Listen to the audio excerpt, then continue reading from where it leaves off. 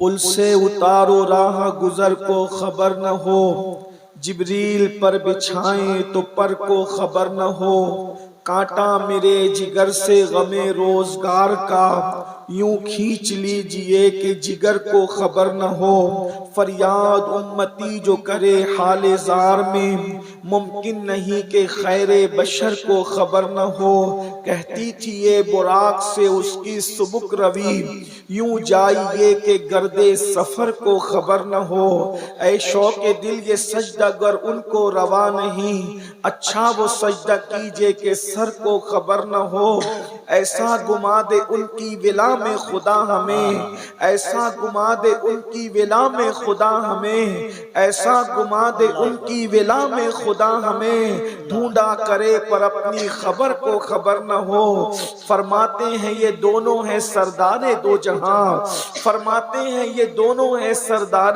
دو جہاں، اے مرتضیٰ عتیق و عمر کو خبر نہ ہو، اے مرتضیٰ عتیق و عمر کو خبر نہ ہو، ان کے سوا رضا کوئی حامی نہیں جہاں، ان کے سوا رضا کوئی حامی نہیں جہاں، گزرا کرے پسر پہ پدر کو خبر نہ ہو۔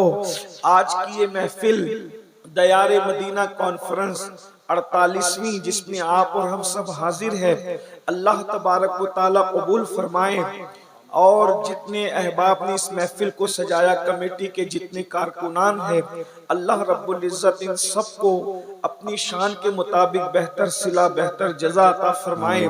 مجھ سے پیشتر آپ نے نقیب محفل شورا اسلام خطبہ اور بالخصوص خطیب حق بیان شمس ملت سے آپ نے ان کا خطاب ان کے ملفوظات سماعت کر لیے ہیں۔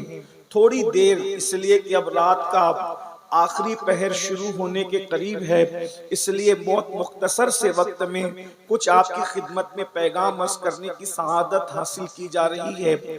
جب یہ موسم چل رہا ہے اپریل کا اور اس کے بعد مئی کا مہینہ ہوگا، اس موسم کے اندر اگر کوئی محفل ہو، مثال کے طور پر شادی کی محفل ہو یا اجتماع ہو یا جلسہ ہو یا مشاعرہ ہو اور دن کا وقت ہو، تو اس وقت بالکل چلچلاتی دھوپ آپ کے بہار کے اندر، اور اس چلچلاتی بھی دھوپ کے اندر کوئی محفل سجی ہو، اس میں 10 بائی 10 کا ایک پنڈال لگا ہو اور ہزاروں لوگ اس محفل میں شریک ہو، اس کے اندر دادا بھی ہو، اس میں پوتا بھی ہو، اس میں پیر بھی ہو، اس میں مرید بھی ہو، اس میں استاد بھی ہو، اس میں شاگرد بھی ہو، اس میں دوست اور دوست بھی ہو، اور اتنی چلچلاتی دھوپ ہے کہ انسان کے جسم کو جھلساتی ہو۔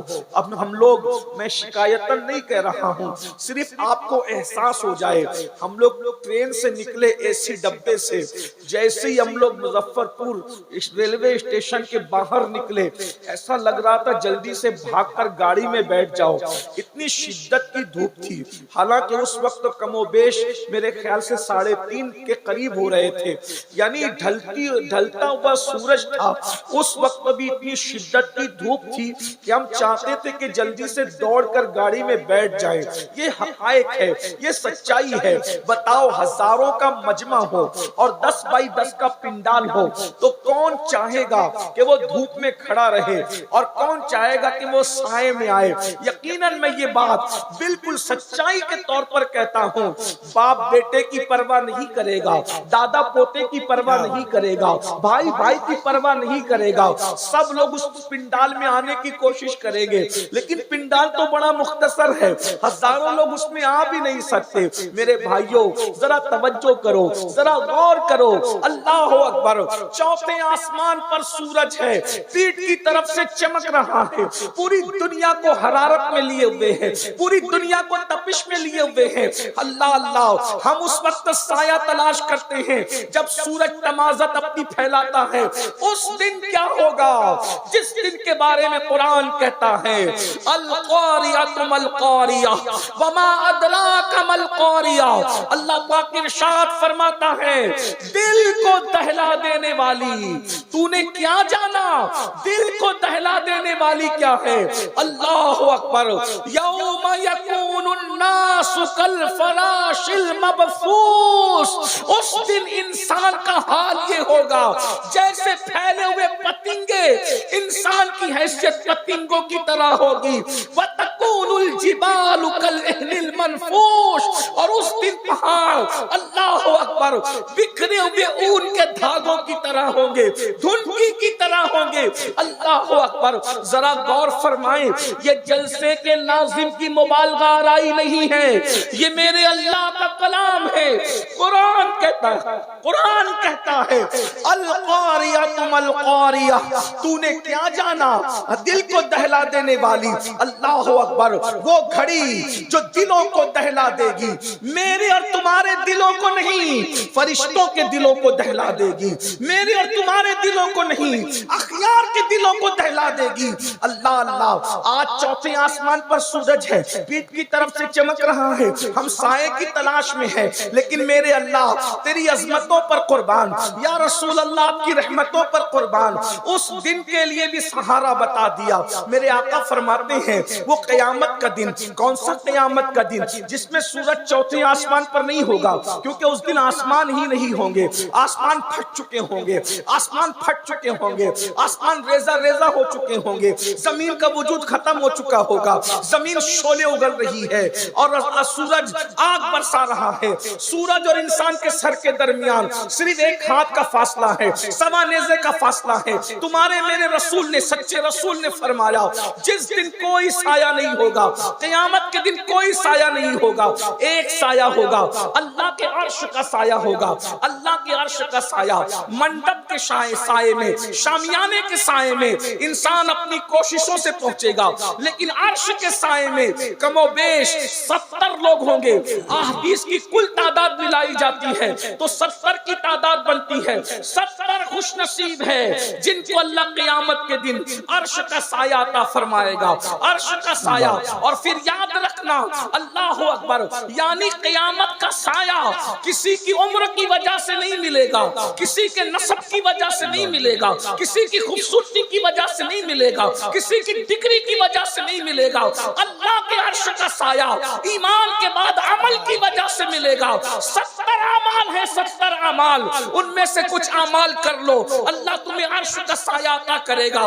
آج جتنے وقت میں گنجائش ہے، جتنا وقت میرے پاس ہے، اتنے وقت میں مختصر وقت میں جلدی جلدی وہ عمل پڑھتا ہوں جس کے کرنے والے کو عرش کا سایہ ملے گا۔ بہنوں کی بھی توجہ چاہتا ہوں، اور یاد رکھنا قیامت کا دن 50,000 سال کے برابر ہوگا، لیکن جس کو عرش کا سایہ مل جائے گا اس کے لیے پورا قیامت کا دن صرف ظہر کی 4 رکعت کے برابر ہوگا، اتنا مختصر ہو جائے گا۔ آج یہ کچھ عمل کر لیجئے۔ پہلا خوش نصیب جس کو قیامت کے دن اللہ عرش کا سایہ عطا فرمائے گا، نمبر 1 جس کو اللہ نے اقتدار دیا اور اس میں عدل کیا، انصاف کیا، ایسا انصاف کرنے والا قیامت میں عرش کے سائے میں ہوگا۔ عادل حکمراں، عادل حکمراں کا مطلب کیا ہے؟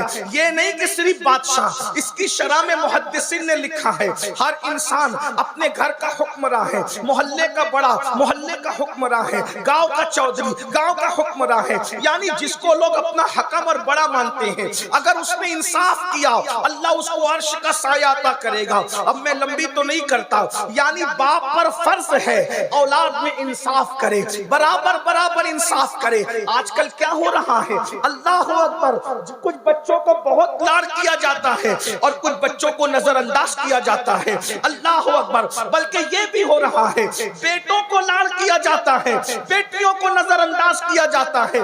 یاد رکھیے بیٹیوں کو کبھی نظر انداز مت کیجئے۔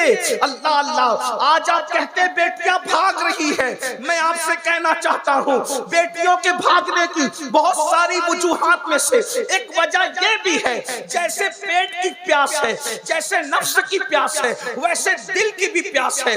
پیٹ کو پیاس لگتی ہے، پانی چاہیے، پیٹ کو بھوک لگتی ہے، کھانا چاہیے، نفس کو پیاس اور بھوک لگتی ہے، کوئی ہم جنس چاہیے، اور اس کے بعد اللہ اکبر، یعنی ہم جنس سے مراد کوئی اپنے جیسا انسان چاہیے جس کو اللہ تبارک و تعالی تعالیٰ نے حلال کیا ہو، اور جب دل کو پیاس لگتی ہے تو پیار چاہیے، محبت چاہیے، ان سے چاہیے، الفت چاہیے. تو یاد رکھنا دلوں کی پیاس سے پیاس، بیٹیوں کو نظر انداز کرنے والوں، بیٹیوں کو بھاگنے پر اس ظالم معاشرے نے مجبور کیا ہے.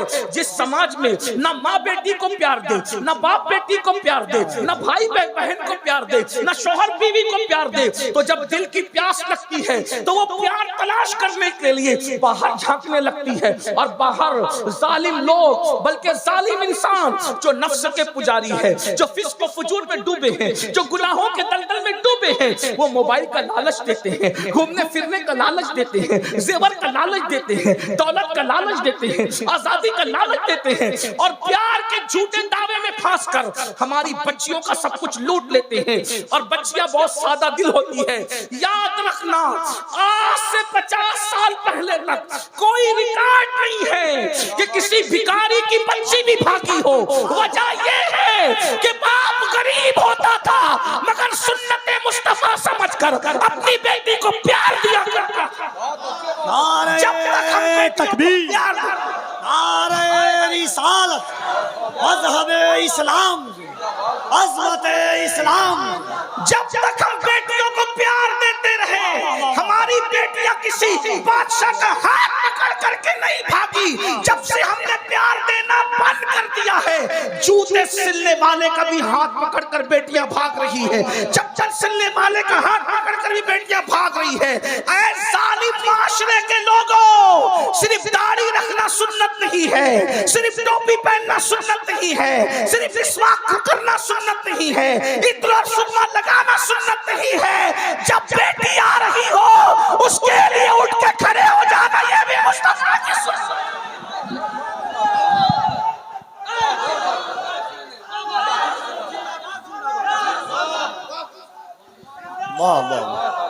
عظمت سیدہ پر میرے ماں باپ قربان، لیکن بیٹی کی آمد پر کھڑے ہونا یہ بھی مصطفیٰ جان رحمت کی سنت ہے. سبحان اللہ. پیر کے ہاتھ چومے جائیں یہ اپنی جگہ ہے، لیکن بیٹی کا ماتھا چومنا مصطفیٰ جان رحمت کی سنت ہے. بیٹیوں کو ذلیل کرتے ہو. جس سماج میں بیٹیاں ذلیل کی جائے وہ سماج کی بیٹیاں، بلکہ ایک بات کہوں، ایک جملے میں عرض کر کے آگے گزرتا ہوں ورنہ میں اپنی پوری بات نہیں رکھ سکوں گا. جہاں بیٹی کو بیٹی کا درجہ دیا جائے وہاں بیٹیاں کبھی نہیں بگڑتی. بس اتنی بات ہے. جہاں بیٹی کو بیٹی سمجھا جائے وہاں بیٹی کبھی باہر کسی سے دل نہیں لگاتی. جہاں بیٹی کو بوجھ سمجھا جائے، جہاں بیٹی کو شیطنت سمجھا جائے، جہاں بیٹی کو نحوست سمجھا جائے، جہاں بیٹی کو جو ہے وہ معاذ اللہ اپنے لیے وبال جان سمجھا جائے، جہاں بیٹی کو عذاب سمجھا جائے، پھر وہاں بیٹیاں سمجھتی ہے میرا تو اس گھر میں کوئی ہے ہی نہیں. ادھر بھائی کا منہ سیدھا نہیں، ادھر باپ کا منہ سیدھا نہیں، ادھر ماں کہتی ہے تو مرتی کیوں نہیں، تو پیدا کیسے ہو گئی، تجھے رشتے نہیں آتے، تجھے کوئی پوچھتا نہیں. یاد رکھیں بیٹیوں کی عزت کرنا جانے، بیٹیوں کی قدر کرنا جانے. میں یہ عنوان پہ آگے نہیں بڑھتا، ایک حدیث پیش کرتا ہوں اور آگے بڑھتا ہوں. اپنی بہنوں سے بھی کہتا ہوں بیٹی سے زیادہ نفرت عورتیں کرتی ہیں. یہ سماج کا بہت بڑا المیہ ہے. بیٹیوں سے سب سے زیادہ نفرت عورتیں کرتی ہیں. میری بہنوں یہ سیریل، نحوست اور فلموں کی وجہ سے ہے. ایک بات تمہیں بتاؤں، اگر تم بیٹیوں کو پیدا ہونے نہیں دینا چاہتی، اگر تمہاری ماں نے بھی تمہارے لیے یہی فیصلہ کیا ہوتا تو کیا تم آج زندہ ہوتی؟ بیٹیوں کو بوجھ مت سمجھو. بس اتنا سمجھ لو حدیث پاک میں آتا ہے اللہ کے رسول علیہ السلام فرماتے ہیں جب بیٹی کسی کے گھر میں پیدا ہوتی ہے اس گھر میں فرشتوں کا نزول ہوتا ہے اور چاروں طرف سے فرشتے اس بیٹی کو گھیر کر کے کہتے ہیں اے کمزور جان سے پیدا ہونے والی کمزور جان، جب تک تو اس گھر میں رہے گی ہم تیرے ساتھ رحمت کے فرشتے اس گھر میں موجود رہیں گے. یعنی بیٹوں کی پیدائش کے بعد تمہیں کسی نہ کسی تعویذ کی ضرورت ہے رحمت کے فرشتوں کے لیے، لیکن بیٹی کی پیدائش ایسا تعویذ ہے کہ جب تک بیٹی گھر میں رہے گی رحمت کے فرشتے اس کے ساتھ رہیں. اگر رسول اللہ کی بات پر یقین ہے تو رسول اللہ نے فرمایا کہ جب تک بیٹی گھر میں رہتی ہے پیدا ہونے کے بعد سے رحمت کے فرشتے اس کے ساتھ ساتھ گھر میں، تو اولاد کے ساتھ انصاف کرو، عدل کرو، اپنی بیٹیوں پہ ظلم مت کرو، بیٹوں پر بھی مت کرو، بیٹوں کو بھی نظر انداز مت کرو۔ ایک بات کہوں، آج کل بیٹوں کو بھی کہیں کہیں نظر انداز کیا جاتا ہے، بیٹوں کو بھی مت کرو، انصاف کرو۔ کیسا انصاف؟ ام المومنین سیدہ عائشہ صدیقہ کی بارگاہ میں ایک عورت آئی، سیدہ نے اس کو ایک کھجور دی، کھجور دینے کے بعد اس کے ساتھ 2 بیٹیاں تھیں، سیدہ عائشہ صدیقہ کی دی ہوئی کھجور کو اس نے برابر 2 ٹکڑے کیا اور دونوں بچیوں میں تقسیم کر دیا۔ سیدہ عائشہ کو بہت حیرت ہوئی، رسول اللہ تشریف لائے صلی اللہ علیہ وآلہ وسلم، تو آقا سے انہوں نے عرض کی آقا وہ عورت کو میں نے کھجور دی، اس نے برابر تقسیم کر دیا۔ آقا فرماتے ہیں اگر وہ ایسا نہ کرتی تو قیامت کے دن اللہ اس سے سوال کرتا کہ اس نے دونوں بیٹیوں کو برابر کھجور کیوں نہ دی۔ اب توجہ کریں آپ، کبھی لوگ بڑی بیٹی کو زیادہ چاہتے ہیں تو بہت دیتے ہیں، چھوٹی کو نظر انداز کر دیتے ہیں، چھوٹی کو چاہتے ہیں تو بہت دیتے ہیں، بڑی کو نظر انداز۔ لینے دینے میں انصاف، بس ایک چیز میں چھوٹ ہے، ایک چیز میں دل پر تمہارا قبضہ نہیں ہے۔ کس اولاد کے لیے اللہ دل میں کتنا پیار پیدا کر دے یہ اللہ کے اختیار میں ہے، جو اپنے اختیار میں اس میں ہمیں عدل کرنا ہے۔ جیسا کمرہ ایک بیٹے کو ویسا دوسرے کو بھی، جیسا بیٹے کو ویسا بیٹی کو بھی، جب تک وہ گھر میں پلتی رہے۔ جیسا کھانا ایک کو ویسا کھانا دوسرے کو، جتنی مٹھائی اس کو اتنی مٹھائی، عدل کرو، اللہ عرش کا سایہ عطا فرمائے گا۔ سبحان اللہ۔ 50,000 سال کا دن تمہارے لیے صرف 4 رکعت ظہر کے برابر ہوگا۔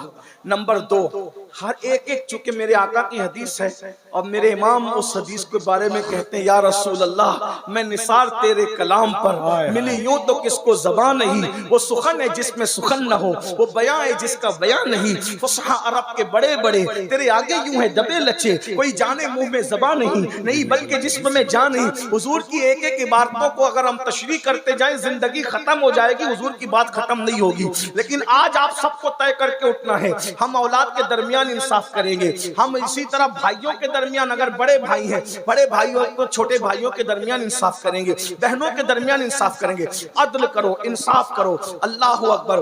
بلکہ بہت باتیں ذہن میں آتی ہے لیکن یہاں پر دوسرا خوش نصیب جس کو قیامت کے دن عرش کا سایہ ملے گا، آقا ارشاد فرماتے ہیں وہ جوان جس نے اپنی جوانی کو گناہوں سے بچا کر کے گزار دیا، یعنی جس کی جوانی اللہ کی عبادت میں گزری ہو، گناہوں سے بچا کر کے گزری ہو، ایسے جوان کو اللہ قیامت کے دن عرش کا سایہ عطا کرے گا۔ میرے سامنے جتنے لوگ بیٹھے ہیں 90% نوجوان ہے، بڑا سنہری موقع ہے، بڑا خوبصورت موقع ہے، بڑا گولڈن چانس ہے، بس اتنا کرنا ہے اپنی جوانی کو گناہ سے بچاؤ، گناہ سے بچا کر کے گزارو۔ کبھی کبھی ہم لوگوں کی تقریر سن کر جوان مایوس ہوتے ہیں، کیا ہم معاذ اللہ مسلمان ہیں تو ہمیں انجوائے کرنے کی اجازت نہیں، ہم انجوائے نہیں کر سکتے؟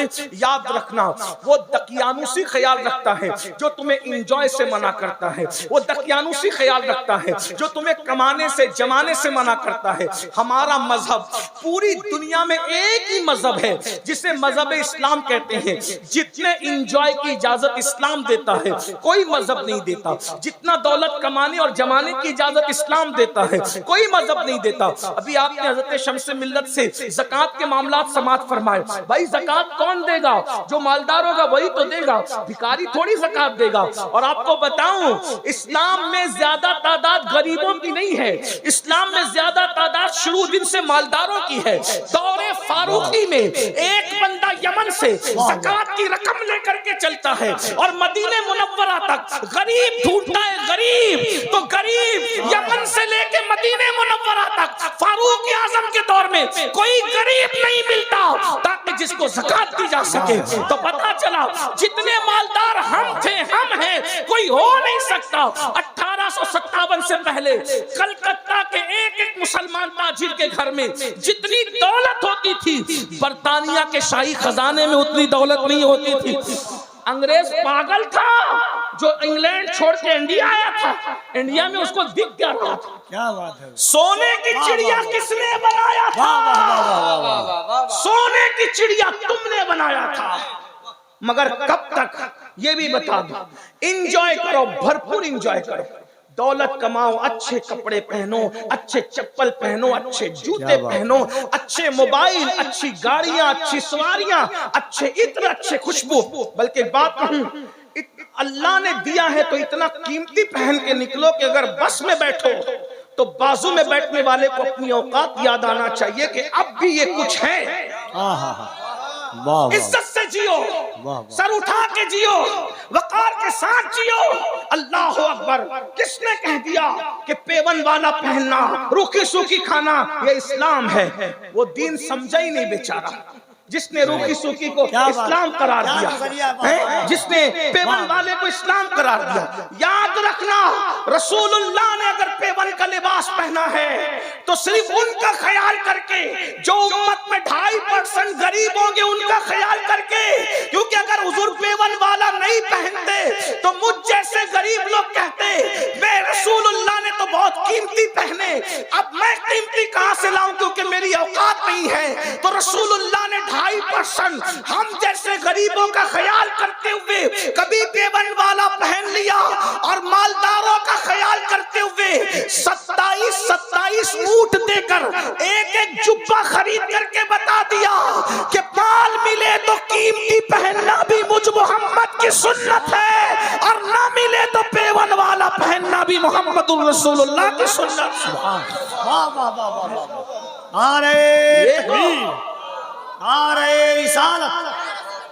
बुरा हो तबलीग के जाहिल मुबल्लिगों का, जिसने तुम्हें ये बताया कि रूखी सूखी और पेवन इस्लाम है। आप मुझे बताएं, 27 ऊंट देकर रसूलुल्लाह ने एक जुब्बा खरीदा। अगर एक ऊंट की कीमत आज के हिसाब से 1 लाख भी पकड़ ले तो कितने हो जाते हैं? 27 लाख का एक जुब्बा मेरे नबी ने पहना। इसीलिए तो हमारी आंखें चौंधियाती नहीं है। एक शख्स ने कहा वो फुला मुल्क का वजीर आजम रोजाना नया पहन रहा है। मैंने कहा किसी और को धौंस दे, बैतुल माल का चुरा के पहन रहा है तो हमें क्या मुतासिर करेगा? हमारे नबी ने खुद कमा कर 27 ऊंटों का एक जुब्बा पहन करके बताया है, जिसका हम कलमा हमारा मजहब मालदार। एंजॉय कीजिए मोबाइल, लेकिन ये नहीं है तो इस्तेमाल कीजिए, नहीं है तो तनात कीजिए। जितनी चादर उतना पैर फैलाइए, हराम में मत पड़िए, जुए से मत कमाइए, लाटरी से मत कमाइए, मेहनत करके मालदार बनो। और अल्लाह के खजाने में किसी चीज की कमी नहीं है। दिन को मेहनत करो, रात को अल्लाह से हाथ फैला करके मांगो। छप्पर फाड़ कर न दिया तो फिर गुलामी लिखने के लिए तैयार। दिन को बाजार में मेहनत करो, रात में अल्लाह की बारगाह में तलब करो। इंजॉय अपना मजहब, अपने मजहब से बढ़कर कहीं इंजॉय नहीं। घूमने फिरने की इजाजत हमारे मजहब में, अच्छा खाने की इजाजत हमारे। कुछ लोग ये कहते हैं हुजूर बहुत कम खाते थे। मैंने कहा बिल्कुल ये भी सुन्नत है, लेकिन कभी इतना भी खाया और हमारे लिए सुन्नत बनाया। लोग आधे दिन को क्यों पेश करते हैं? पूरा दिन की पूरी हदीस में नजर है। एक दिन बकरी ज़बा की गई, बकरी ज़बा की गई। हुजूर अलैहिस्सलाम को दस्ताने, बहुत दस्ताने समझते, बकरी के आगे का जो हिस्सा होता है उसको दस्ताने कहते हैं। हुजूर को बहुत पसंद थे, हैं आगे का हिस्सा, आगे का जो होता है वो पैर के ऊपर का हिस्सा, उसको दस्ताने कहते हैं। हुजूर अलैहिस्सलाम ने निकाल, हांडी में से दस्ताना निकाला गया, हुजूर को बहुत पसंद था, खा लिया। फरमाया दूसरा निकाल, दूसरा भी निकाला। फरमाया तीसरा निकाल। निकालने वाले ने कहा या रसूलल्लाह 2 ही होते, तीसरा नहीं होता। मुस्कुरा के फरमाया मैंने कहा था जब तक मैं कहता जाता हांडी से निकलता जाता। भाई 2 दस्ताने कितने होते हैं? 2 दस्तानों का वजन कितना होता है? तो पता चला जब न मिले तो पेट पर पत्थर बांधना भी सुन्नत है, और जब मिल जाए तो फिर 2-2 दस्ताने खा भी सकते हैं। हाँ, एंजॉय करो। कौन कहता है इस्लाम में एंजॉय नहीं है? भाइयों, औरों के यहाँ मजहबी बनना है तो शादी नहीं कर सकते, और यहाँ तो मजहब की तालीम है। फन्किहू मा ताब लकुम मिनन निसा मसना व सुलासा व रुबा। बहनों के डर से तर्जुमा नहीं करता, घर जाके कंजुल ईमान उठा के देख लेते। گھر کے اس لیے کہ آپ کا خیال ہے تو ان کا بھی تو خیال ہے، ان کا زیادہ ہے، کیونکہ آپ آرڈر دے کر آتے ہو کہ امین القادری آ رہا ہے سید پکا کے رکھنا، تم پکا کے رکھنے کا آرڈر دے کر کے آتے ہو، تم نہیں پکاتے، لیکن روٹیاں تو ان کے ہاتھ کی کھاتے ہیں، تو کچھ تو احسان کا بدلہ احسان ہو، اس لیے ترجمہ نہیں کروں گا۔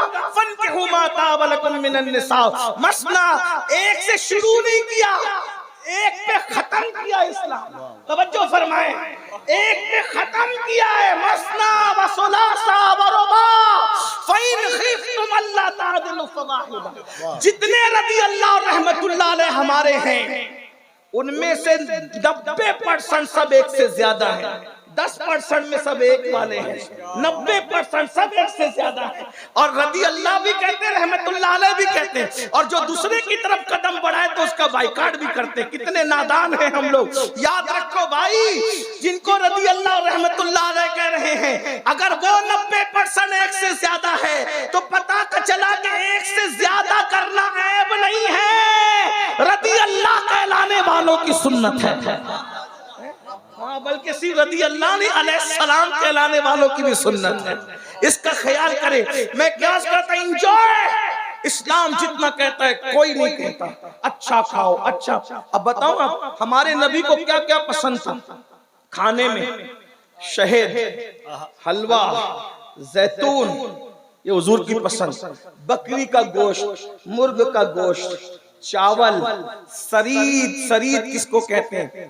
جو گوشت کے، بکری کے گوشت کے سالن میں روٹی جو کی اس کو ٹکڑے کر کے دانے سرید کہتے ہیں۔ سرید کھانوں کا سردار ہے، سید الطعام ہے۔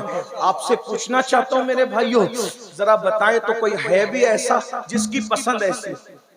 آج کل لوگ پیدا ہو کے مر جاتے ہیں، دوسرے لوگ، ان کو کبھی زیتون نظر نہیں آتا، کھجور نظر نہیں آتا، پنیر نظر نہیں آتا، یہ حال ہے۔ اور میرے نبی کا وہ پسندیدہ کھانا ہے، یہ ہے، انجوائے کیجیے، بس کرنا کیا ہے، گناہ مت۔ پکنک پہ جاؤ، پھولوں کو دیکھو، تصور کرو یہ اتنا خوبصورت ہے تو اس کو بنانے والے کے حسن و جمال کا عالم کیا ہوگا۔ پکنک پہ جا کے لڑکیوں کو پاپ کی نظر سے مت دیکھو، پکنک پہ جا کے عورتوں کو حرام نظر سے مت دیکھو، تتلیوں کو دیکھو کہ یہ اتنی خوبصورت ہے۔ جب اللہ نے مخلوق حقیر کو اتنا خوبصورت بنایا تو جس کو اپنی قدرت کا شاہکار بنایا ہوگا اس محمد الرسول اللہ کو کتنا خوبصورت بنایا ہوگا۔ ارے جب سنبل کا پودا اتنا خوبصورت ہے تو حبیب کی زلفیں کتنی خوبصورت ہوگی، جب نرگس کا پودا اتنا خوبصورت ہے تو حبیب کی آنکھیں کتنی خوبصورت ہوگی، جب گلاب کی پنکھڑیاں اتنی حسین ہیں تو نبی مصطفیٰ کی نزاکت کتنی خوبصورت ہوگی۔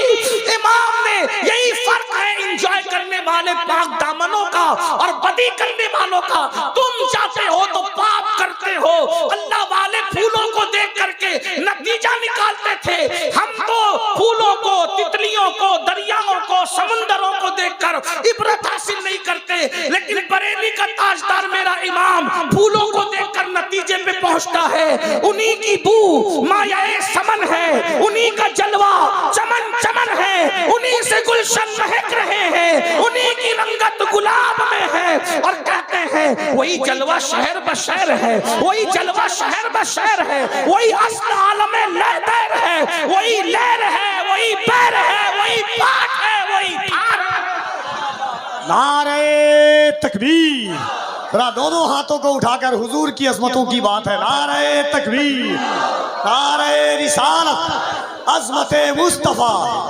ذکر مصطفیٰ، جمال مصطفیٰ، شان مصطفیٰ، سیرت مصطفیٰ، حسن مصطفیٰ، اخلاق مصطفیٰ، نعرہ تکبیر، نعرہ رسالت۔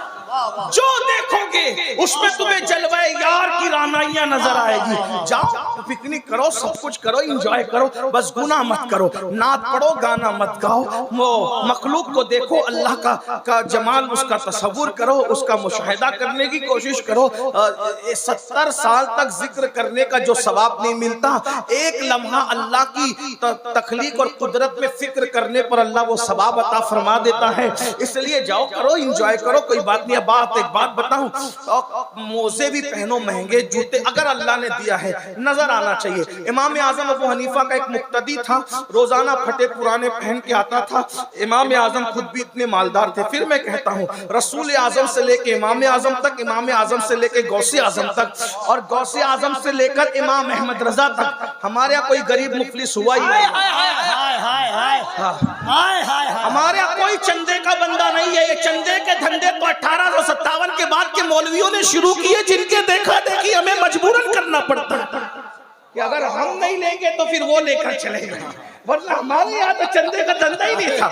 आला हजरत ने अपनी किताबें खुद छपवाई है, लिखा भी खुद ही है, छपवाया भी खुद ही है। ये है, जागीरदार घराने से ताल्लुक रखते थे। पूरा खानदान जो था ना, वो आया था अफगान से, और जो वो काबुली पठान थे ये लोग, और बड़े मालदार थे ये लोग। और वो जो सादत यार खान साहब जो आला हजरत के अजदाद में से होते हैं, ये वो लोग थे भाइयों के जो बादशाहों के यहाँ शश हजारी ओहदे पर फाइज थे। यानी आप समझें कि ये हमारे यहाँ कोई गरीब नहीं है। फिर मैं ये कहने कहता गरीबों से, मैं तुम्हें उभारना चाहता हूँ कि गुर्बत से निकलो, गुर्बत से निकलो, मालदार बनो। कि गुर्बत कभी कभी इंसान को कुफ्र तक पहुंचाता है। नौजवानों, हमें मेहनत करना है। मुल्क हिंदुस्तानी में नहीं, पूरी दुनिया में सर उठा के जीना है तो हमें 3 चीजों पे मेहनत करना होगा। मैं पूरे हिंदुस्तान में इसको दोहरा रहा हूँ। दीनदार बनो, मालदार बनो, तालीम पे मेहनत करो, 3 निकाती प्रोग्राम बनाओ। दुनिया नहीं तुम्हारे कदमों में 11 साल में झुक जाए तो फिर आप जो चाहे हमें सजा दे, लेकिन मेहनत करके देखो, मेहनत कीजिए। कोई गरीब नहीं हो, कोई मुफलिस नहीं हो, प्लान बनाइए। मुफ्ती साहब ने ज़कात के लिए क्या बयान किया, मैं तो पूरा बयान नहीं सुन सका। ज़कात सिस्टम से निकालो ऐसा, हर साल मैंने एक को इतना मजबूत कर देना है कि आइंदा साल मेरा वो मोहल्ले का या मेरा वो रिश्तेदार ज़कात निकालने के काबिल बन जाए।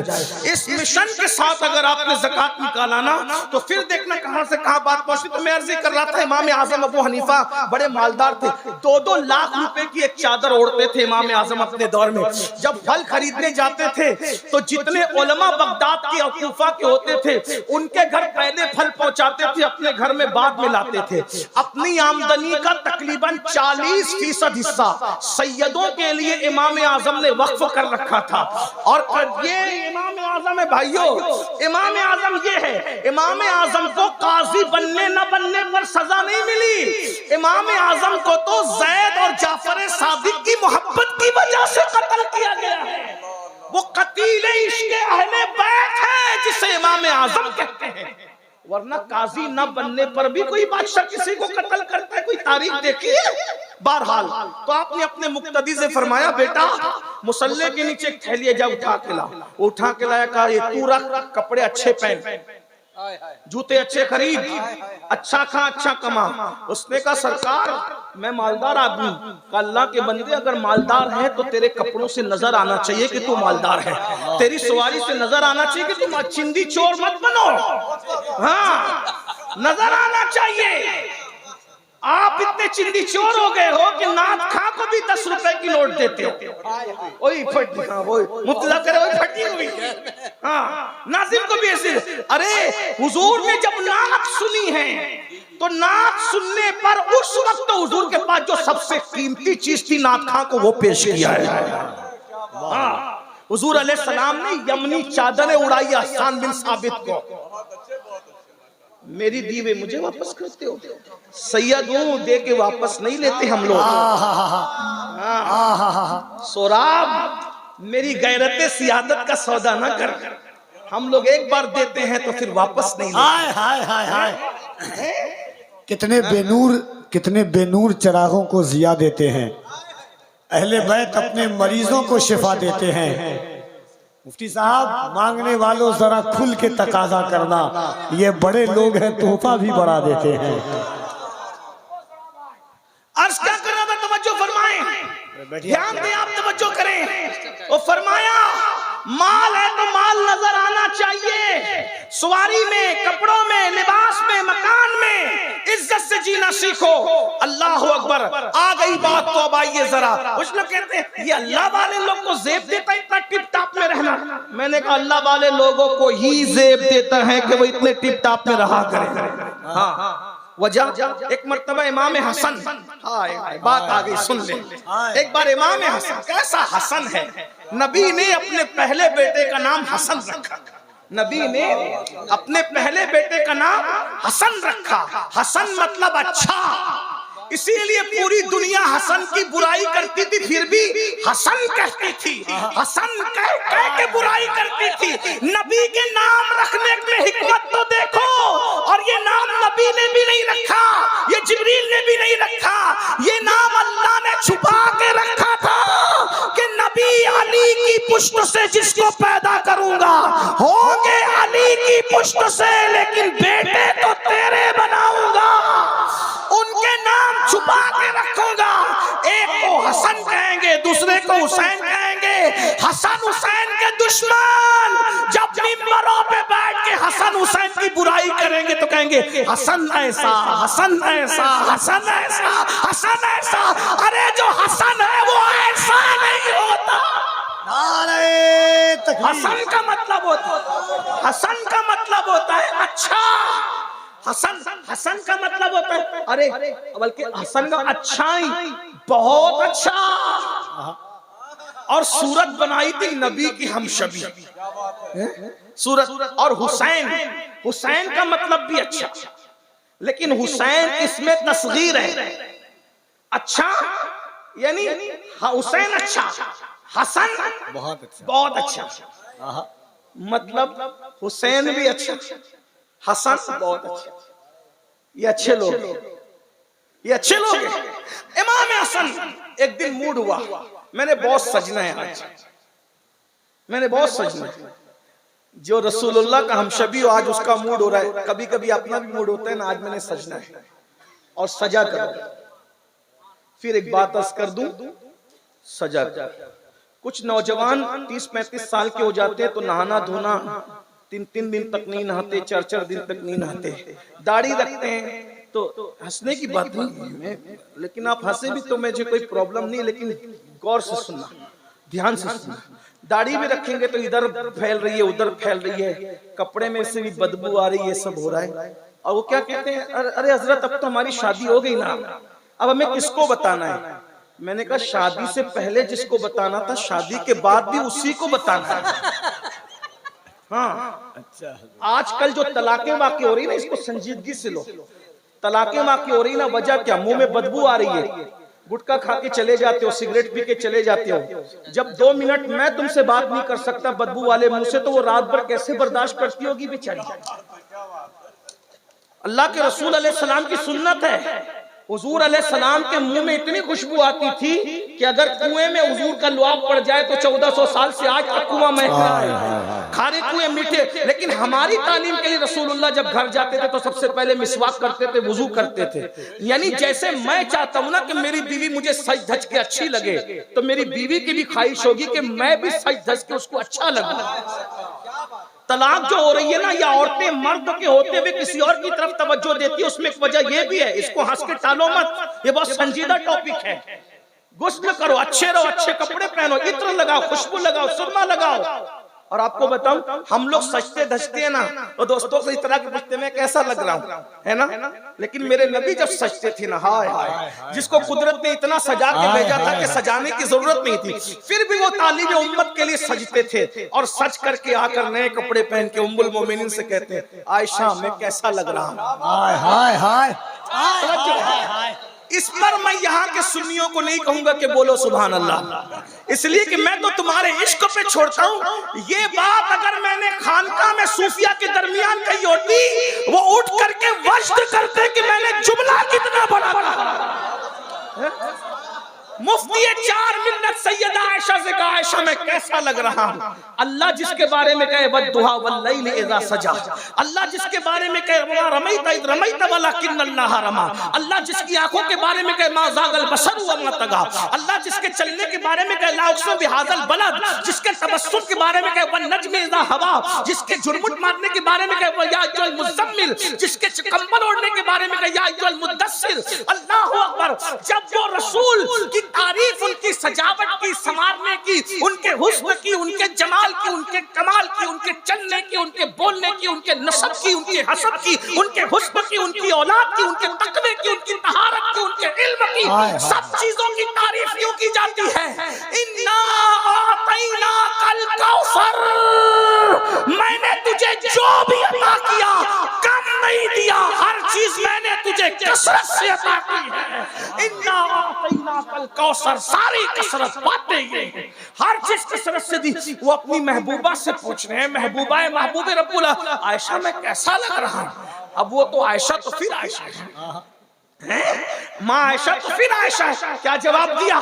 یا رسول اللہ، او یا رسول اللہ، آپ کیسے لگ رہے ہیں؟ ارے زلیخا کی سہیلیوں نے یوسف کو دیکھا تو اپنی انگلیوں پہ وہ چھری پھینک لی، اگر وہ آپ کو دیکھ لیتی انگلیاں نہیں کاٹتی، اپنے دلوں کے ٹکڑے ٹکڑے کر دیتی۔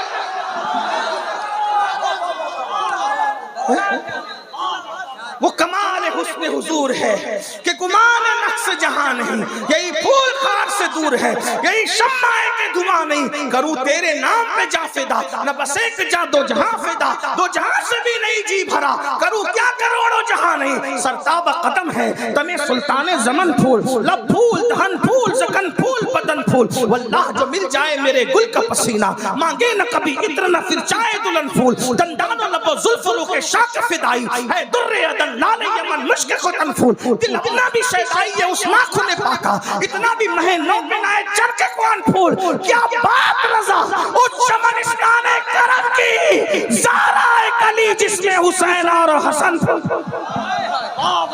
سائد دج کے رہو، تکبیر، نعرہ رسالت، ہر لفظ کا دونوں ہاتھوں کو اٹھا کر استقبال کیجئے، نعرہ تکبیر، نعرہ رسالت، جمال مصطفیٰ، سچ دھج کے رہو، خوبصورت بن کے رہو۔ میں کہتا ہوں صرف نمازی بن جاؤ نا، عورتوں کی شکایت دور ہو جائے گی۔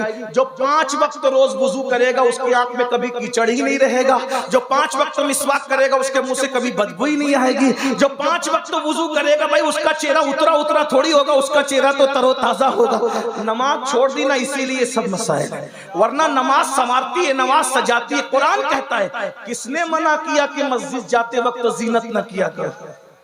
ہم لوگ راہب لوگ نہیں ہیں، اسلام میں رہبانیت نہیں ہے، ہم مصطفیٰ جان رحمت کے غلام ہیں۔ لیکن چلیں پھر آپ کو نوجوانوں کو نصیحت کرتا ہوں، بڈھوں کو بھی کہتا ہوں، اپنے آپ کو کبھی بڈھا مت سمجھو، محمد کے غلاموں کو بڑھاپا آ نہیں سکتا۔ جس دن تم نے اپنے آپ کو بڈھا سمجھ لیا اس دن تمہاری زندگی کا خاتمہ ہے۔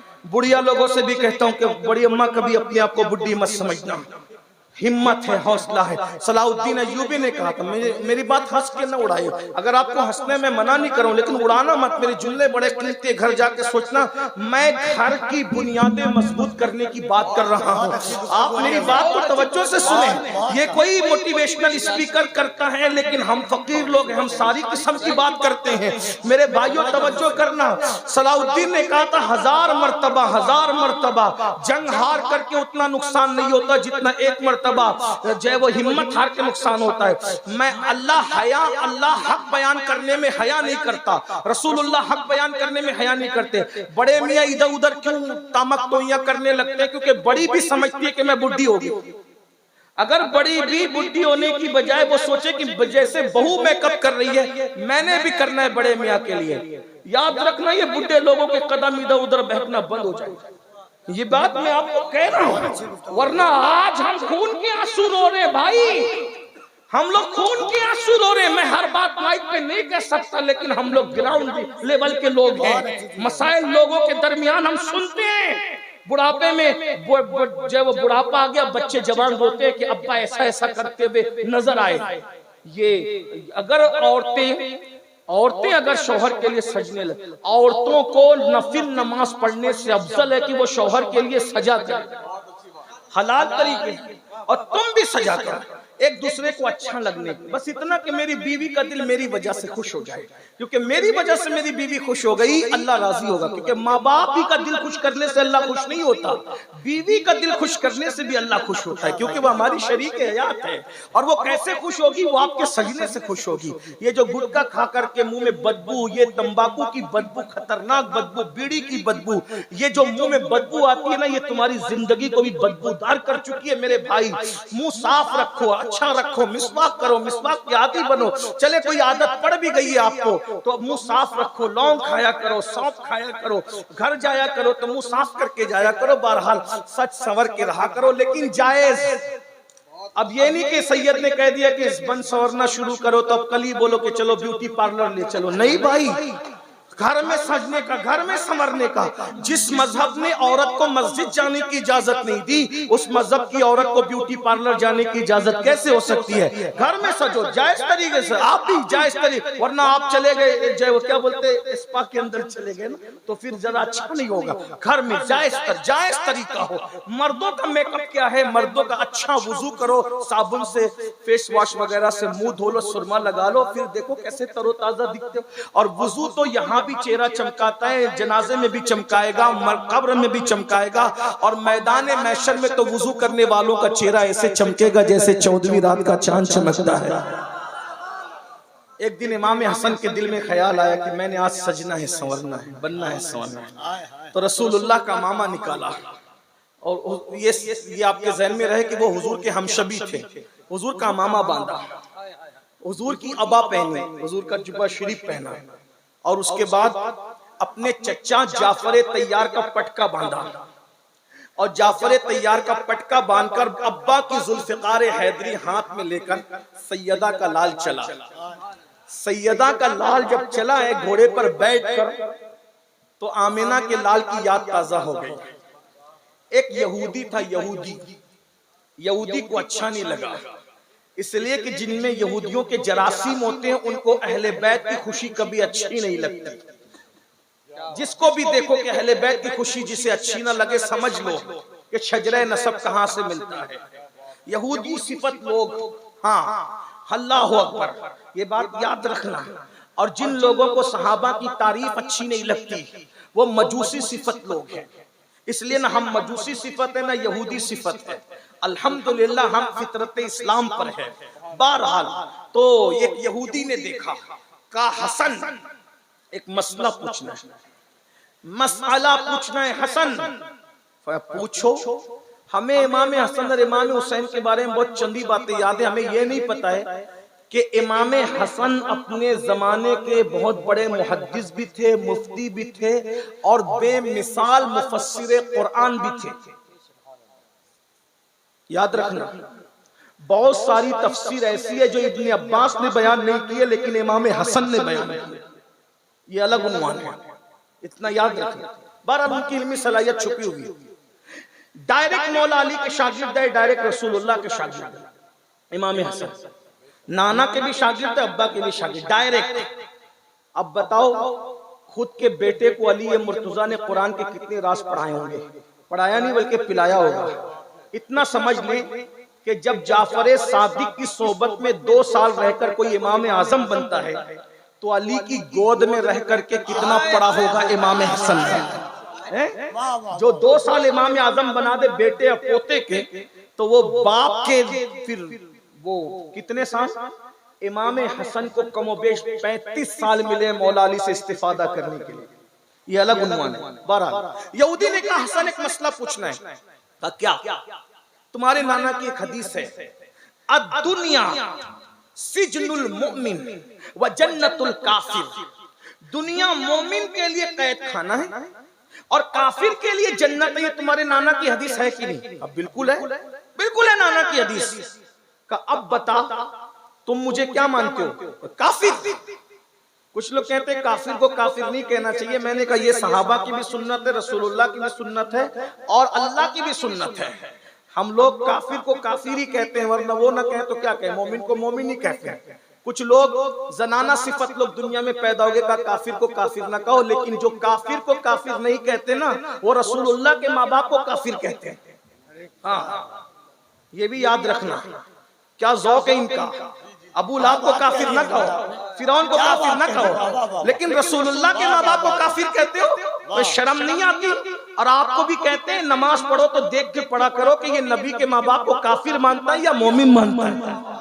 ہاں رشتہ داری کرا کرو تو یہ بھی دیکھ کے کیا کرو، اور جلسے میں کسی کو دعوت دیا کرو تو یہ بھی دیکھ کے دعوت دیا کرو کہ یہ نبی کے ماں باپ کو کافر مانتا ہے کہ مسلمان مانتا ہے۔ ہاں صرف کلام کی بات نہیں ہے، ارے کلام تو دوسرے لوگ بھی پڑھتے ہیں، ہمارے لیے پابند کیا گیا۔ جس سے دین سیکھ رہے ہو اس کے خیالات، نظریات اور عقائد دیکھ کر دین سیکھا کرو، آدھا کی طرح آدھا بٹیر مت بنایا کرو۔ ہمیں کوئی ضرورت نہیں ہے 70-22 ہزار کی بھیڑ کی، ہمارے لیے 72 وفادار کافی ہے بس۔ ہاں اتنا یاد رکھنا، رشتہ داری بھی عقیدہ دیکھ کر، نماز بھی عقیدہ دیکھ کر، جلسے میں بلانا آنا جانا بھی عقیدہ دیکھ کر، اس کا خیال رہے۔ نور عالم بھائی آپ کی توجہ خاص چاہتا ہوں، میں کوئی شاعر نہیں ہوں لیکن یہ بات آپ کو خیال رکھنا چاہیے۔ ہاں کیا اللہ اکبر کا تمہارے نانا کی حدیث ہے، تمہارے نانا کی حدیث ہے، الدنیا سجن المومن و جنت الکافر، کہ دنیا مومن کے لیے قید خانہ، کافر کے لیے جنت۔ اے حسن میرے کپڑے دیکھ پھٹے پرانے، میں بھوکا، میرا چہرہ پیلا، میری آنکھیں اندر، میں بھیکاری بھیک مانگ رہا ہوں، اور تو بادشاہوں جیسے سجا ہوا ہے، کھایا ہے پیا ہے، قیمتی کپڑے ہیں، امامہ ہے، تلوار ہے۔ اب بتا تیرے لیے دنیا جنت ہے یا میرے لیے؟ میں تو قید خانے کے قیدی کی طرح ہوں اور تو بادشاہوں کی طرح، مومن تو یا میں؟ حسن تھے، حسن باب مدینۃ العلم کا ڈائریکٹ شاگرد، سید العالمین مصطفیٰ جان رحمت کا ڈائریکٹ شاگرد، کا نانا کی یہ حدیث تو بالکل صحیح ہے، الدنیا سجن المومن و جنت الکافر، دنیا مومن کے لیے قید خانہ ہے اور کافر کے لیے جنت ہے۔ کا سن، یہ جو میرا لباس دیکھ رہے ہیں نا، اتنا قیمتی امامہ، یہ ٹھاٹ باٹ، یہ میرے غلام مرید جو پیچھے لوگ چل رہے ہیں، یہ دیکھ کر تو کہہ رہا ہے کہ تیرے اتنے ٹھاٹ باٹ ہے، جنت تو یہ دنیا تیرے لیے کا نہیں۔ جو جنت میں انعام میرے لیے اللہ نے رکھا ہے نا، اگر اس کے مقابلے میں میرا یہ ٹھاٹ باٹ دیکھے تو یہ قید خانے کی طرح ہے۔ اب اندازہ لگا، جب قید خانے میں ہم اس شان سے جی رہے ہیں تو جنت میں ہمارے ٹھاٹ باٹ کے عالم کیا ہوں گے؟ اور یہ دنیا تیری جنت ہے، جب تو جنت میں اتنا پریشان حال ہے تو تو اللہ کی جہنم میں کتنا پریشان حال ہوگا، اس کا اندازہ کر لے۔ اس لیے میرے بھائیوں یاد رکھنا، آئیے بات آئی تو بات اینڈ کر دوں۔ میں نے کہا تھا کہ میں اپنی بات جلدی ختم کروں گا، جلدی ختم کر دوں۔ سچ دج کے رہو، بند سمر کے رہو، اچھے رہو، انجوائے کرو، مگر گناہ مت کرو۔ ایک مرتبہ حضرت میرے امام موسیٰ کاظم رضی اللہ تعالیٰ عنہ نے بڑے مہنگے جوتے پہنے، مہنگے۔ آج کوئی اسکیچر کے جوتے پہن لیتا تو یہ اسکیچر استعمال کرتے، تو پھر کیا تمہارے لیے؟ مومنوں کا بچا ہوا فضلہ دوسروں کو ملتا ہے، اصل تو ہمارے لیے نعمتیں پیدا ہوتی ہیں، مصیبتیں بھی ہمارے لیے اصل اور نعمتیں بھی ہمارے لیے، ہمارا بچا کچھ اوروں کو ملتا ہے۔ اتنا یاد رکھنا، یہ بات یاد رکھ، اس لیے اچھے بنو، نعمتیں استعمال کرو، گناہ مت کرو۔ امام موسیٰ کاظم نے بڑے قیمتی جوتے پہنے، بادشاہ کے دربار میں پہنچے۔ بادشاہ نے کہا موسیٰ کاظم تو نبی کا بیٹا ہو کر، تو نبی کا بیٹا ہو کے اتنے خوبصورت اتنے مہنگے جوتے پہنتا ہے؟ امام موسیٰ کاظم نے کہا اسی لیے تو پہنتے ہیں نا، بادشاہ تیری اوقات اتنی ہے کہ ہمارے پیروں تک ہی تیری نظر رہنا چاہیے، ہمارے چہرے تک تیری نظر نہیں آنا چاہیے۔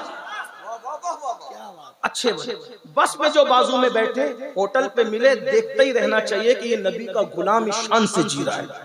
ہاں لیکن یہ کب ہوگا؟ جب تم محنت کرو گے، کاروبار کرو گے۔ موبائل پہ گیم کھیلو گے تو کیسے محنت کرو گے، کیسے کاروبار کرو گے؟ تو اللہ کے رسول فرماتے ہیں جو جوان گناہ سے بچ کر اپنی جوانی کو گزارتا ہے، اللہ اس کو عرش کا سایہ عطا کرے گا۔ جوانی کا صحیح استعمال کرو، गुनाह मत करो, एंजॉय करो, एंजॉय करो, मैं कह रहा हूं एंजॉय करो, फिल्म मत देखो, गंदी पिक्चरें मत देखो, गाने मत गाओ, म्यूजिक मत सुनो, मौसीकी, जो अल्लाह ने हराम कर दिया। आका अलैहिस्सलाम इरशाद फरमाते हैं जो नौजवान हराम से बचे, नफसानी ख्वाहिश से बचे, अल्लाह फरमाता है वो जवान मेरे नजदीक मेरे फरिश्तों की तरह है, अल्लाह के नजदीक उसका मर्तबा फरिश्तों की तरह है। एक बात आपसे और कह दूं, मुफ्ती साहब बड़े हक गो मुकर्रिर है, उनकी मौजूदगी में इत्तेफाक से नकीब भी हमारा बड़ा हक गो है, तो मैं महफिल भी हक गो, यानी हक बात सुनने की वो है। एक बात कहूं, अगर अल्लाह ताला ने जवानी दी है तो जवानी में गंदी पिक्चरें देखकर अपनी जवानी को अपने हाथ से जाय मत करो, मत गुनाह करो।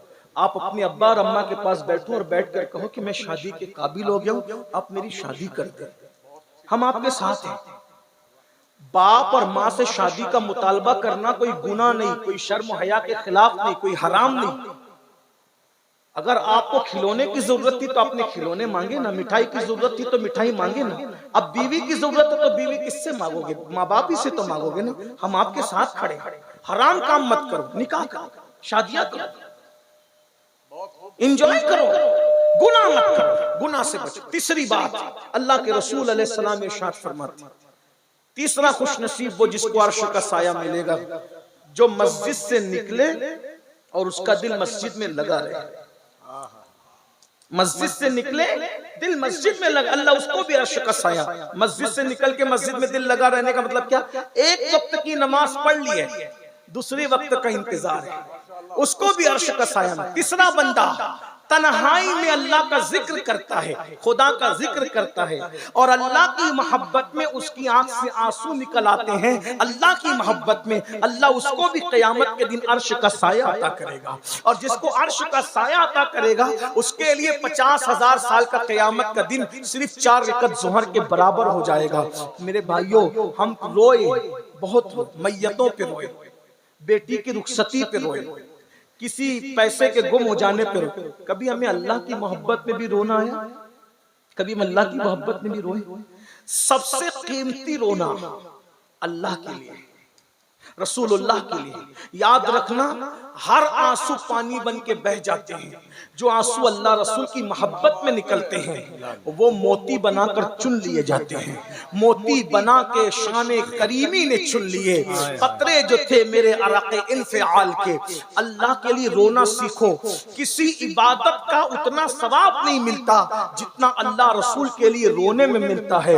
ये रोना इश्क की अलामत है, रोना मोहब्बत की अलामत है। आज लोग कहते हैं मौलाना हम लोग पहले बहुत मालदार थे, बादशाह थे, ये थे वो थे। मैं कहूँ आपको, कल तक हम रातों को अल्लाह की मोहब्बत में रोते थे, रसूलुल्लाह की मोहब्बत में रोते थे। अब हम रोना ही नहीं आता, अब हम सीरियल देख के रोते हैं, फिल्में देख के रोते हैं, इमोशनल सीन देख करके रोते हैं, जज्बाती मनाजिर देख के रोते हैं, अल्लाह अकबर गाने सुन के रोते हैं, गजलें सुन के रोते हैं। हाय हाय वो लोग थे, अल्लाह अकबर। हजरत बिलाल का नाम इश्क में इतना क्यों आगे है? बिलाल कितना रोए हैं हुजूर के लिए, अल्लाह अकबर। बिलाल रोते रोते बेहोश हो जाते थे।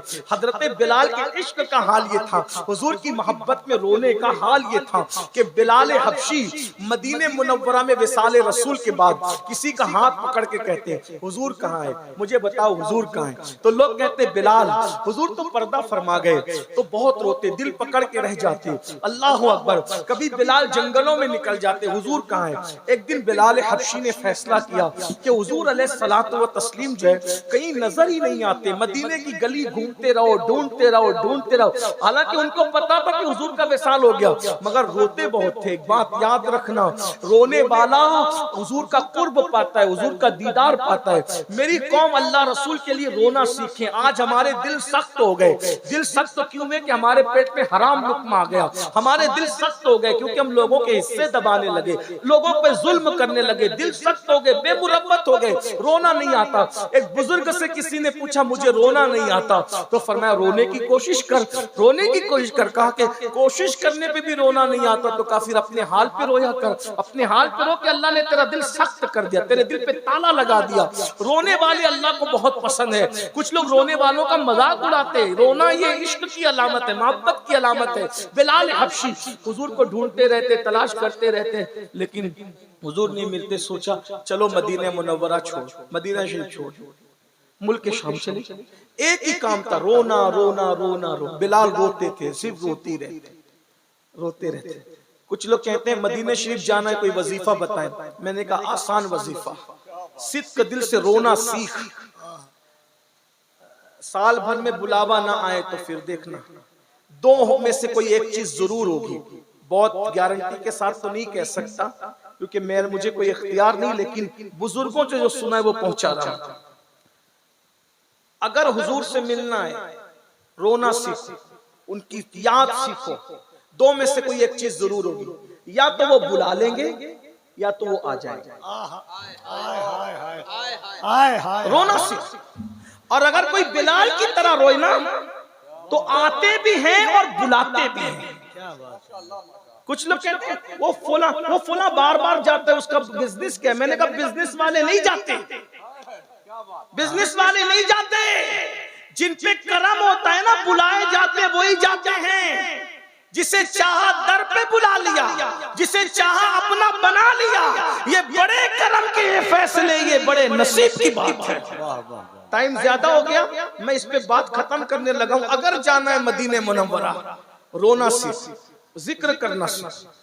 آپ کبھی روتے ہی نہیں بھائی.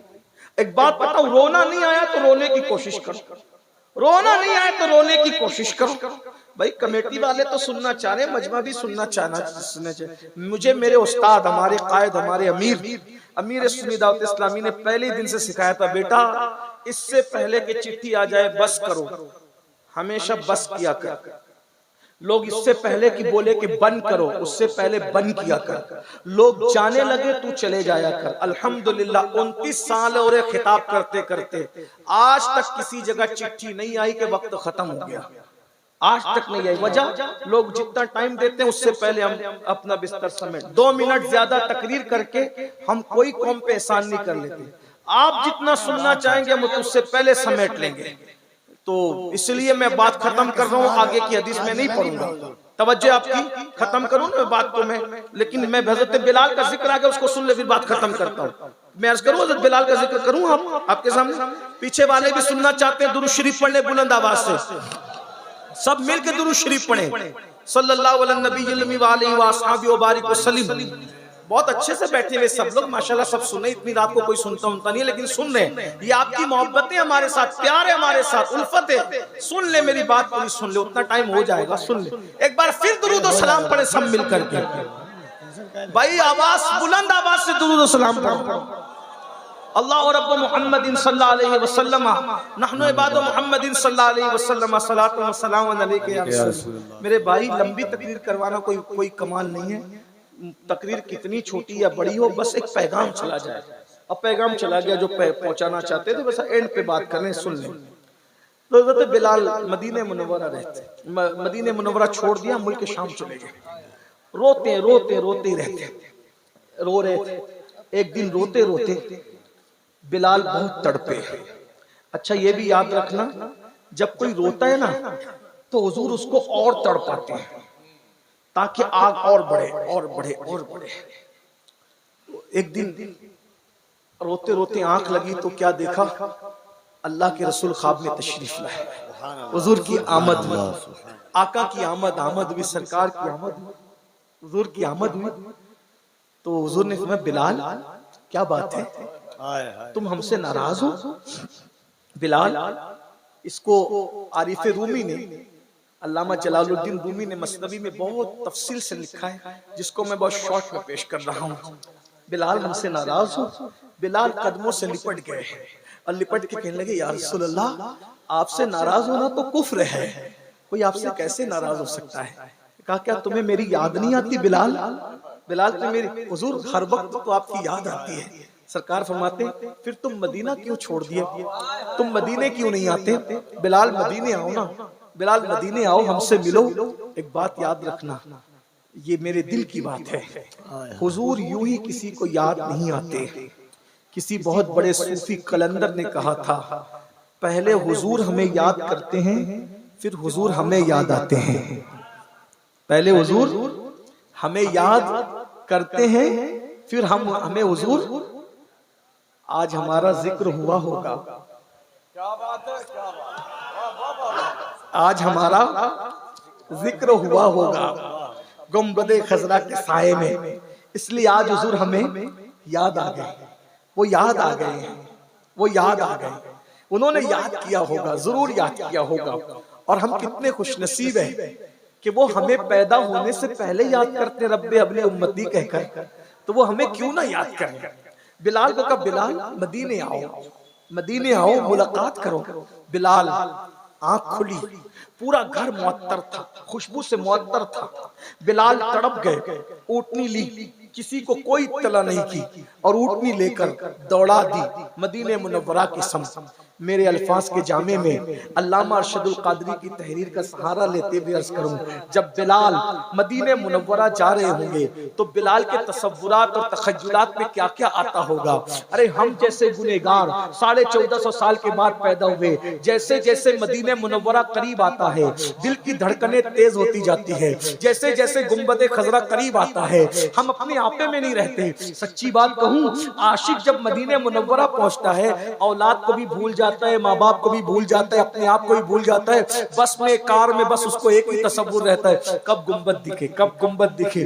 اور جیسے گنبد پہ نظر پڑتی ہے پھر منہ کو تالا لگ جاتا ہے اور آنکھیں بہنے لگتی ہے، آنکھیں ساون بادوں کی طرح بہتی ہے۔ اللہ اکبر، جب گنبد خضرا پر پہلی نظر پڑتی ہے تو دل کہتا ہے میں بے سہارا نہیں ہوں، میں بے بس نہیں ہوں، میں بے بس نہیں ہوں، کوئی میرا ہے۔ ارے اتنا بڑا سہارا میرا ہے، اب مجھے کس سہارے کی ضرورت ہے۔ اللہ اکبر، ذرا غور تو کریں، ہمارا سہارے سے بڑا سہارا کس کا ہو سکتا ہے مسلمانوں؟ تو جب میری آپ کی کیفیت یہ ہے اللہ اللہ، تو بلال کی کیا کیفیت ہوگی، بلال کے ساتھ کیا محبتیں تھیں، بلال کے ساتھ کیا پیار تھا۔ یہ بھی جملہ دل پہ لکھ لو، ہم کروڑوں امتی مل کر ایک آقا سے جتنا پیار نہیں کرتے، ایک آقا ہم سب سے زیادہ ہم سے پیار کرتے ہیں۔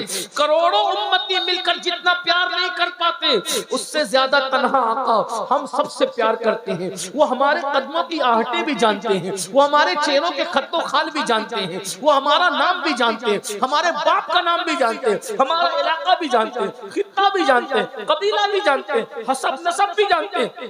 ہمارے پیر میں کانٹا چبھتا ہے، ہمیں بعد میں درد ہوتا ہے، پہلے یہ درد گنبد خضرا کے مکین کو ہوتا ہے، کیونکہ قرآن کہتا ہے لقد جاءکم رسول من انفسکم عزیز علیہ ما عنتم حریص علیکم بالمؤمنین رؤوف الرحیم۔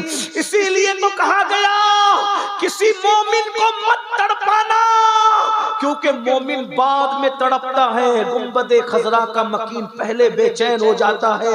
اسی لیے میرے امام اعلیٰ حضرت کہا کرتے تھے کہ سنی کو بے وقوف بھی مت کہا کرو، تو سنی کو بے وقوف کہو گے اس کا دل دکھے گا، اس سے پہلے مدینے کے تاجدار کا دل دکھے گا۔ اس لیے کسی کو بے وقوف کہہ کے بھی اس کا دل مت دکھاؤ۔ حضور ہم سے قریب ہے، جان سے زیادہ قریب ہے، لیکن بلال تو پھر بلال تھے۔ بلال جب قریب آتے ہوں گے مدینے منورہ کے تو بلال پہ تو بڑی شفقتیں تھی۔ بلال کو کبھی اپنے ہاتھوں سے لقمہ بھی کھلایا، بلال کے سر پہ کبھی ہاتھ بھی پھیرا۔ بلال حضور کی ظاہری حیات میں بکریاں حضور کی کبھی دوتے ہیں، کبھی اونٹوں کو سہلاتے ہیں، کبھی بلال اللہ اکبر پیدل جا رہے ہوتے اپنی غربت کی وجہ سے، تو رسول اللہ بلال کو پیدل دیکھتے ہیں، کہتے ہیں بلال تو پیدل ہے، چل آ میری سواری پہ بیٹھ جا۔ تو رسول اللہ بلال کو اپنی سواری پہ بٹھاتے تھے، کتنی شفقت کرتے تھے غلام پر۔ بلال کہتے ہیں جب حضور مجھے اپنی سواری پہ بٹھاتے تھے نا تو میں اپنا سینہ حضور کی پیٹھ سے لگا دیتا تھا، ابھی تک مجھے وہ ٹھنڈک محسوس ہوتی ہے۔ بلال کو کتنی باتیں یاد آتی ہوگی، کتنا یاد آتا ہوگا۔ بہرحال اسی عشق و مستی کے ماحول میں بلال حبشی مدینے کی فضاؤں میں پہنچ گئے، اور جب پہنچے مسجد نبوی کے سامنے اونٹنی بٹھائی، جو نظر آیا حضور کہاں ہیں، کدھر ہے حضور، کہاں ہے حضور؟ سینے سے لگ کر کے کہا بلال ہمارے زخموں کو پھر تم تازہ کرتے ہو، بھرے ہوئے زخموں کو پھر ہرا کرتے ہو۔ بلال تمہیں پتہ نہیں حضور پردہ فرما گئے؟ پھر آگے بڑھے، کہاں ہے حضور؟ بلال حضور پردہ فرما گئے نا۔ پھر آگے بڑھے، کہاں ہے حضور؟ بلال حضور پردہ فرما۔ کسی عاشق نے کہا جیسی بولی ویسا جواب، بلال وہ ہے حضور، دیکھ بلال وہ ہے حضور۔ مزار رسول کی طرف بلال کو دکھا کہا وہ حضور ہے، آرام فرما۔ بلال حضور کے مزار انور سے لپٹ گئے ہوں گے، لپٹ کے کہتے ہوں گے یا رسول اللہ، بلایا تھا پھر پردہ کر لیا، بلایا تھا پھر حجاب کر لیا، بلایا تھا پھر پردے ڈال لیے۔ حضور پردہ اٹھائے نا۔ اگر 14ویں صدی میں کی زبان میں کہا جائے تو یوں کہا جا سکتا ہے، اٹھا دو پردہ، دکھا دو چہرہ کہ نور باری حجاب میں ہے، زمانہ تاریک ہو رہا ہے کہ مہر کب سے نقاب میں ہے۔ بلال نے یہ نہیں کہا تھا، میں کہہ رہا ہوں۔ کیوں؟ کیونکہ بلال بریلوی نہیں تھے، احمد رضا بلالی تھے۔ احمد رضا بلالی تھے۔ بلال کو بریلوی کہنے کی بجائے مجھے امام احمد رضا کو بلالی کہنا چاہیے، اس سے قد امام احمد رضا بہت بلند ہو جائے گا، اس لیے کہ امام احمد رضا نے بلال سے عشق سیکھا ہے، امام نے بلال سے عشق سیکھا ہے۔ میرے امام اہل سنت نے اپنے دور میں کہا تھا نا، اٹھا دو پردہ، دکھا دو کہ نور باری حجاب میں، زمانہ تاریک ہو رہا کہ مہر کب سے نقاب۔ ہائے ہائے، حضور علیہ الصلوۃ والتسلیم کی بارگاہ میں جو بھی عرض کیا ہوگا، ایسے میں کوہرام مچ گیا۔ مدینہ منورہ میں اہل مدینہ کہتے ہیں عاشق رسول بلال آگے، بلال آگے، بلال آگے، بلال آگے، بلال آگے۔ سب لوگ اپنے اپنے کام دام چھوڑ کے مسجد نبوی، حتیٰ کہ یہاں تک کہا گیا پردہ نشی خواتین ننھے بچوں کو لے کر مسجد نبوی میں، بچے اپنی ماؤں سے کہتے امی مؤذن رسول تو آ گیا، کیا آج امام الانبیاء بھی آئیں گے امامت کرانے کے لیے؟ حضور بھی آئیں گے؟ چیخیں نکل لوگ رو پڑ۔ بلال کو دیکھ کر مدینہ منورہ کا پچھلا دور یاد آتا، کیا بہاریں تھی، لٹ گئی ساری بہار، ساری بہاریں لٹ گئی، اس لیے کہ آمنہ کے لال کا دیدار جو صحابہ کیا کرتے تھے وہ ختم ہو گیا۔ اللہ اکبر، اللہ اکبر۔ ایسے میں اذان کا وقت ہوا، خلیفہ وقت امیر المومنین نے کہا بلال اذان پڑھو، بلال اذان پڑھو۔ بلال نے کہا امیر المومنین، مہنگی قیمت پر مجھے جو خریدا گیا تھا، کیا آج اس کی قیمت مانگی جا رہی ہے؟ نہیں بلال، تمہیں تو خریدنے والے نے اللہ کے لیے خریدا تھا، آج تم سے قیمت کون طلب کر سکتا ہے؟ بس جو اذان حضور کو پسند تھی نا، وہ اذان ہم سننا چاہتے ہیں۔ بلال نے کہا نہیں، میں اذان نہیں دے سکوں گا۔ کیوں؟ کیونکہ اذان دیتے وقت جب میں میرے آقا کا نام لیتا تھا تو اس وقت میں حضور کا چہرہ دیکھتا تھا، اب وہ چہرہ نہیں دکھے گا، میں اذان نہیں پڑھ سکتا۔ یہ رونا تھا بلال، یہ صحابہ کا عشق تھا، یہ ان کے آنسو تھے جو آج ہماری آنکھوں میں نہیں ہے۔ رونا سیکھو، حضور کے قریب ہو جاؤ گے، رونا سیکھو، حضور کا قرب پالو گے۔ کیا ہوا؟ جب سب کہہ چکے، بلال نے کہا میں اذان نہیں پڑھ سکتا کیونکہ وہ چہرہ میرے سامنے نہیں ہوگا، میں اذان نہیں دوں گا۔ عشق نے کہا اذان نہیں دوں گا۔ کسی نے کہا رکو، بلال کی کمزوری ہمیں پتہ ہے، یہ سب کی بات کاٹ دیں گے لیکن کن کی نہیں کاٹیں گے ہمیں پتہ ہے۔ جاؤ حجرہ سیدہ پہ جاؤ، در زہرا پہ جاؤ، در بطول پہ جاؤ اور شہزادوں کو لے آؤ۔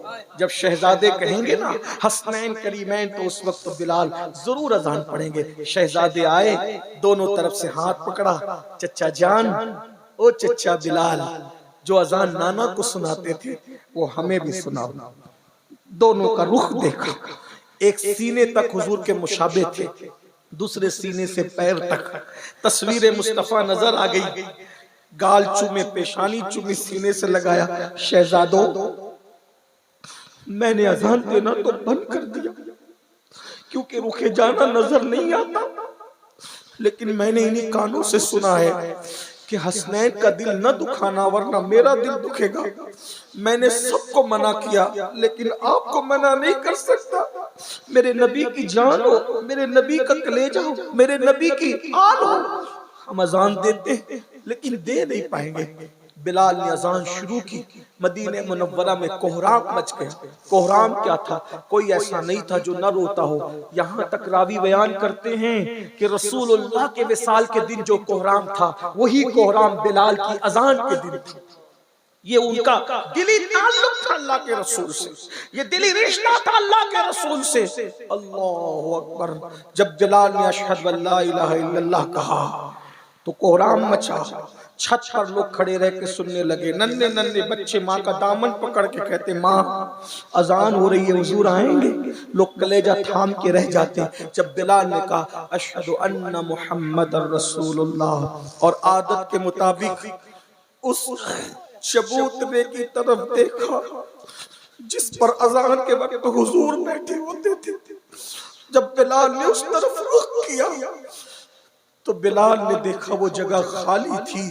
اشہد ان محمد رسول اللہ کہتے ہی جب اس جگہ کو خالی دیکھا بلال برداشت نہ کر سکے، سراپا غم میں ڈوب کر چیخ ماری زمین پہ گر پڑے، بے ہوش ہو گئے۔ آج بلال کی اذان پوری نہ ہو سکی۔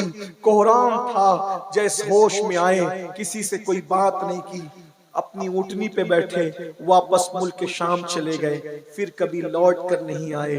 اور غم رسول میں بلال نے اپنی جان آفری کے حوالے کر دی۔ یہ ہے اللہ رسول کی محبت میں رونے کا انعام۔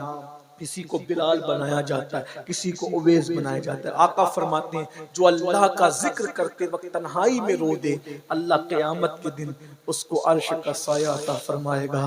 میں نے جان بوجھ کر آج ذکر بلال اس لیے چھیڑ دیا کہ گھر جا کے رو سکو نہ رو سکو، یہ گناہ آلود آنکھوں سے آنسو چند قطرے اگر پیش کر دیے جائیں تو ہو سکتا ہے شاید آج ہم عرش کے سائے کے حقدار ہو جائیں، ان کے کرم کے سائے کے حقدار ہو جائیں۔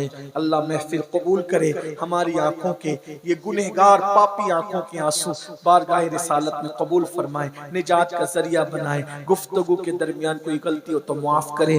استغفر اللہ ربی ان ربی لغفور الرحیم وما علینا الا البلاغ۔ السلام علیکم ورحمۃ اللہ۔